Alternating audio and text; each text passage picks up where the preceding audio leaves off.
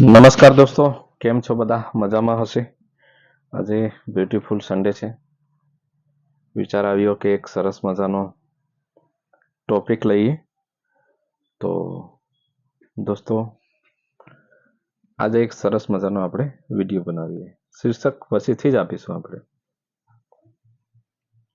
સવારે જ વાંચવામાં આવ્યું કે જો વ્યક્તિ માખણ જેવો નરમ સ્વભાવનો હોય તો એ અમુક આપત્તિ વિપત્તિ કે વિકટ પરિસ્થિતિ આવે તો ત્યારે એ ત્યાં જ તૂટી જતો હોય છે અને ત્યાં જ ભસ્મીભૂત થઈ જતો હોય છે. અમુક વાર આપણે એવા સમયે લોખંડની જેમ અને મજબૂતાઈથી આપણે ઊભું રહેવું પડે છે કે એ વિસ્મયવાળો સમયની અંદર આપણે હંમેશા એ પરિસ્થિતિને વશ ન થઈને એ પરિસ્થિતિને સામનો કરીને આપણે એનું નિયંત્રણ કરીને આપણે આગળ વધી શકીએ એ માટેનો જુસ્સો, ઉત્સાહ કે પછી એ પ્રકારેનું બહાદુરપણું આપણે રાખવું જ પડે. એ ગુણ ખૂબ જ મહત્વનો છે દોસ્તો. તો કેટલાક ઉદાહરણ દ્વારા આપણે સમજવાની કોશિશ કરીએ. સૂરજના તડકાથી ઘઉંવર્ણ થયેલા જે કેટલાક ગરીબ યુવાનો હોય છે, એમનામાં પણ એ સારા ગુણો અને આવેગ હોય છે. એમનામાં પણ એવો જુસ્સો, ઉત્સાહ દેખાઈ આવે છે અમુક વાર. તો એસબરી યુનિવર્સિટીના જે પ્રમુખ હતા બિશપ, તો એક યુવાન ત્યાં ઇન્ટરવ્યૂ માટે, નોકરી માટે ગયો. તો બિશપે એમને કહ્યું કે તમારો નિર્વાહ શાનાથી થાય છે? તો પેલા યુવાને કહ્યું, મારા આ બે હાથ વડે.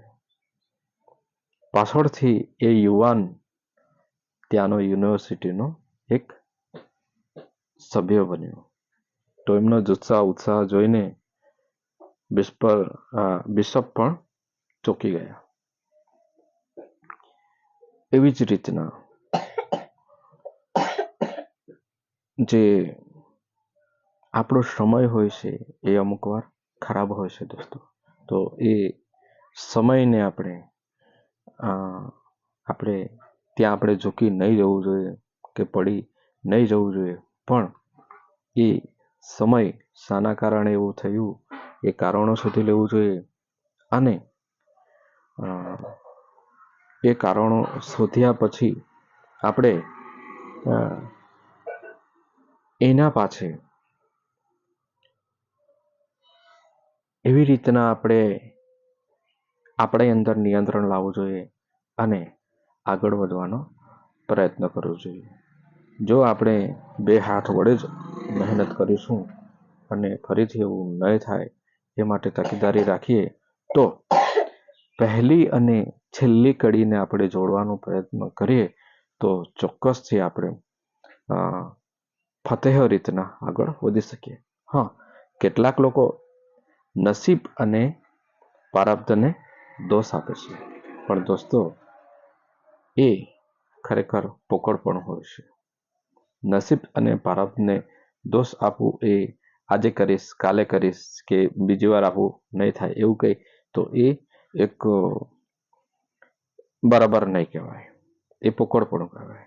પણ જે ફતેહમંદ વ્યક્તિઓ હોય છે એ નિયમથી ચાલે છે અને પ્રારબ્ધને દોષ આપતા નથી, પણ બે હાથ વડે મહેનત કરવાનો પ્રયત્ન કરે છે અને એવી રીતના પ્લાનિંગ કરે છે.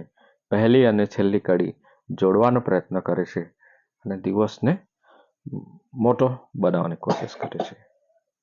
અને કહેવાય ને કે છેલ્લે પ્રયત્ન જ ખીલો ઠેઠ હોતી જાય છે. એ રીતના આપણે કાર્યને એવી રીતના કરવું જોઈએ. પ્રયાસો આપણે વધારી દેવું જોઈએ અને એક યોગ્ય રીતે આપણું જે કાર્ય છે, આપણું જે હેતુ છે, લક્ષ્ય છે, ડ્રીમ છે, ત્યાં સુધી પહોંચવાનો આપણે પ્રયાસ કરવો જોઈએ. તો દોસ્તો, એક આ નાનકડો વિડીયો હતો, પણ જે ફતેહો માટે કેટલીક બાબતો હતી જે આમ સમક્ષ હું રજૂ કરું. એ માટેનો મારો પ્રયાસ હતો. થેન્ક યુ દોસ્તો.